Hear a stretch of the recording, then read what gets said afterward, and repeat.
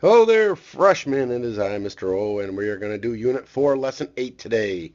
And in that, our job is to graph vertical and horizontal lines. Our objective, basically, to graph and recognize these. You will see the vertical lines here are going to be in the y equals some sort of a number format. And the horizontal line is x equals a number. Whenever you get a combination of x and y, you will not have a horizontal or vertical line. You'll have a slanted line of some sort. So that's what we're going to take a look at. You're going to bring back some stuff from the past. You remember parallel lines, what they look like. You remember what a perpendicular line looks like. Like we said, horizontal is going to be y equals some number. X equals is the vertical line right here. All right, hang in there. Let's go to exercise 1. All right, exercise 1, we're going to start off with horizontal lines. We've got a couple of points here on the graph that you can see. So the one is obviously at -3, up 3. And the other one you have at over 1, 2, 3, 4, 5, it looks like, up 3. Well, what do they have in common, they're asking for? Well, in both cases, look what they have in common. The y is the same. It has a height of 3. So when we have a horizontal line, you're going to have the same height all the way across. It's just going left and right differs. So when we get something like that, we write an equation where it's going to be y equals. All right, and so if you got a height one, I know it's perpendicular or parallel to the x-axis, but it will be a y equals equation because the y's are the same. And in this case, it's y equals 3 because the height is 3. That's what it's going to look like whenever we have a horizontal line. All right, the other one we're going to take a look at is the vertical line going straight up and down. In this case, we have a coordinate of 2, comma, -1, and the other one is going to be 2, comma, up 4. Well, this time, what do they have in common? It's not the y's. You will notice that the x's are the same, okay? So the x's are the same. And what does that mean? Well, when I go to write an equation, both x's happen to have the exact same value of 2. And that's what your equation is going to look like. So whenever you get a vertical line, your x is going to be the constant. It's going to stay the same. So whatever that is, that's how you write the equation. Straight up and down, x equals, in this case, a number of 2. Well, let's move on. All right, in exercise 2 now, they're talking about which of the following equations here represents the vertical line that passes through this point. Well, the bottom line on this one is, remember, a vertical line is always going to be in the form of x equals something. Well, what's the x value? There it is, right there. So that's all you need. X equals 5. Bingo. There's your answer. It's that simple. It's that easy. Just remember vertical lines, straight up and down, as x equals. Moving on. All right, now on to exercise 3. There's a lot of pieces to this one. As we go on in this, we're going to take a look at, first one is A, and they want you to write an equation for this line here. So if you take a look at this line, it's going vertical again, so right away you know it has to be x equals. All you have to do is count over 1, 2, 3 spots, and there's your answer, x equals 3. I want you to pause the video now, and I want you to do B through F. All right, you should have done B through F. I'm going to give you the answers to B. B should have been an answer of another vertical line, so x equals -4. Pretty straightforward to the left 4 spots. And C, you actually should have had an answer of, it's a horizontal, and it's at y equals 1 up. So once again, horizontal lines, y equals a number, vertical lines, x equals. We will check in class tomorrow your answers for D, E, and F. Now we're going to move on to G. In part G of 3, straightforward again. Here are your keys. They're talking about vertical lines again. So right away has to be x equals. What is the x part? All you have to do is they got to go through that point. So x equals -4. Every point that's a vertical line that's going through that point has to be going straight up and down at x equals -4. And in this part H, you got a horizontal line right now. Pause for a second and see if you can do this one on your own. All right, thank you for pausing. Hopefully you've got, in this case, if it's a horizontal line, it has to be y equals. Vertical's x, y equals is the horizontal. What's the y portion? It's a 2. There's your answer. That easy.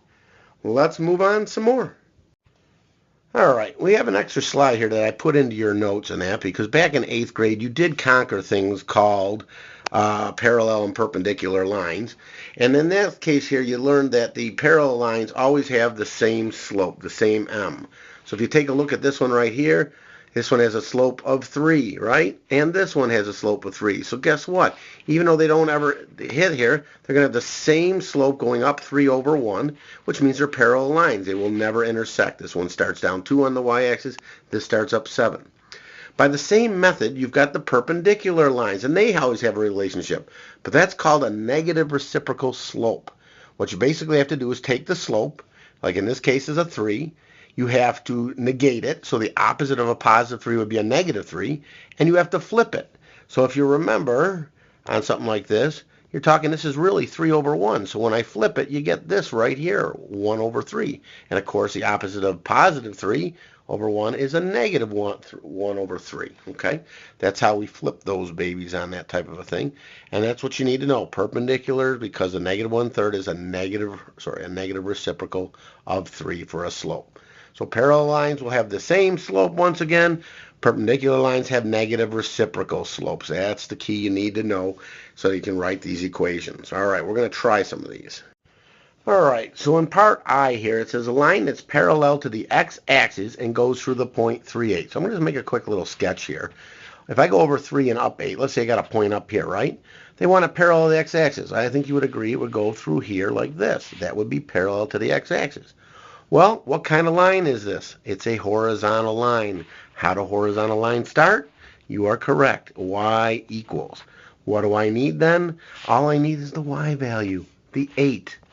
Plug it in, and you just wrote the equation of a line parallel to the x-axis down here, and it goes through that coordinate. By the same thing here, we got the perpendicular line that wants to go through perpendicular to the x-axis. And I'm going to go through negative 4, 3. So I'm going to go over 4 spots up 3. Here's my point. And I want to be perpendicular this time. That means my line's going to go straight up and down. This is my x-axis right here. That's going to go perpendicular. If it's a perpendicular, you know the equation should be x equals. Well, what's the x portion? I'm clogging it up right there, but it was negative 4. Every point along here is negative 4 to the left. Okay? It's that easy. All you have to do is know that information once again, what parallel means, what perpendicular means, and then what a horizontal line, which is y equals, and a vertical line is x equals. And then you're able to do this stuff. Not a problem. All right, our final exercise, we're going to move on to 4.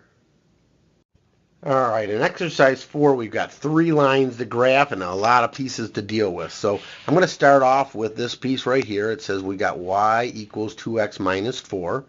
And what is the m? Well, of course, we know the m right here is that point right in front of the x. That's a 2.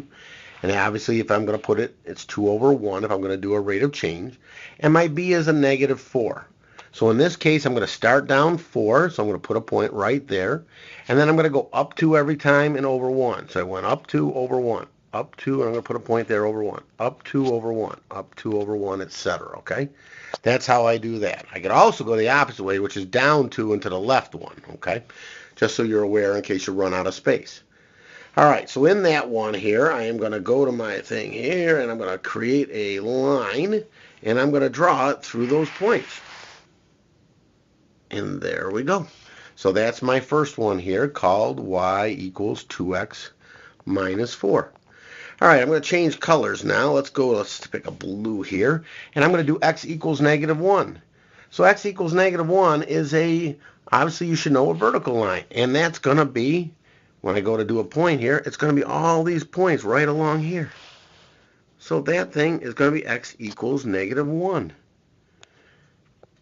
That's the nice part about those. I don't have to calculate anything else, slope or y-intercept. All right, and our final one here is, I'm going to pick green here. Let's go with y equals 2. Well, y equals 2, you know, is a horizontal line up here at 2. So when I go across, there's my line. Actually, I did a freehand one instead of snapping one on there this time. But that's okay. So now we got our 3 lines, and they want us actually to calculate out the area of the triangle made by all these. So that's all this stuff in here. That's the triangle you're talking about. Well, what do I have to go back to? Well, if you remember the old thing here, area of a triangle is just 1/2 base times height. So it's 1/2 times the base. Well, how long is the base? Base and height, you got to remember, is a right angle here. So my triangle, there's a right angle. This thing here is going to be called my base. And how many squares is that? Looks like 1, 2, 3, 4 squares I can put in for the base. And then this part right here, how long this comes down to here, is my height. And it looks like we got 1, 2, 3, 4, 5, 6, 7 is where it snaps into. Well, you guys know that half of 4 is 2. And what's 2 times 7? You're going to get 14, okay? Units squared. And there we go. We just did a little bit of algebra involved in all this good stuff. And you know New York State loves this. So keep that in mind. Do a great job out there. Keep working. Make sure you write a nice WSQ. And we're going to check those questions. Remember, we're going to check 3, D, E, and F. Make sure you got them done. So hopefully you're listening, paying attention. Ask any questions in class tomorrow, all right? Good luck. Have a good evening.